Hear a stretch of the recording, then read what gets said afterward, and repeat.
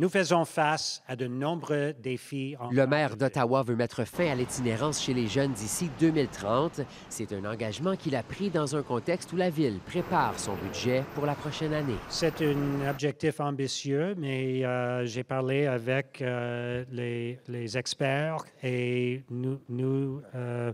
nous pensons que c'est réalistique. Selon M. Sutcliffe, la solution passe par le logement abordable. Son administration prévoit dépasser les 100 millions de dollars investis au cours du présent mandat, ce qui serait plus du double de l'investissement réalisé au mandat précédent. On doit mettre fin à des refuges. Il faut vraiment axer tous nos efforts sur le logement, le Housing First. La minute où on sait quand quelqu'un arrive dans un refuge, on le voit avec les nouveaux arrivants, avec les demandeurs d'asile.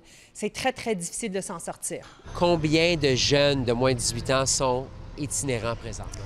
À peu près chaque nuit, c'est 100 jeunes. Mike Wade et son équipe aident au quotidien des adolescents en détresse. Son organisme peut héberger une soixantaine de jeunes de moins de 18 ans. Selon lui, il faut surtout miser sur la prévention. Et on a 64 lits, c'est pas beaucoup, mais on sait vraiment encore par la recherche que la solution, c'est pas d'ajouter des autres lits, plus en plus la capacité, c'est vraiment d'avoir un focus sur les programmes préventifs. Au Berger de l'Espoir, la nouvelle est bien accueillie. Selon les statistiques de la ville, près de 50 des adultes sans-abri ont connu l'itinérance pour la première fois avant l'âge de 16 ans. Youth who experience homelessness are more likely to experience homelessness later on in their life, and so absolutely focus on youth homelessness is going to have an impact for us here. Cet objectif du maire d'Ottawa n'est pas chiffré et on ne sait pas exactement ce qui sera fait pour éliminer l'itinérance des jeunes d'ici 5 ans.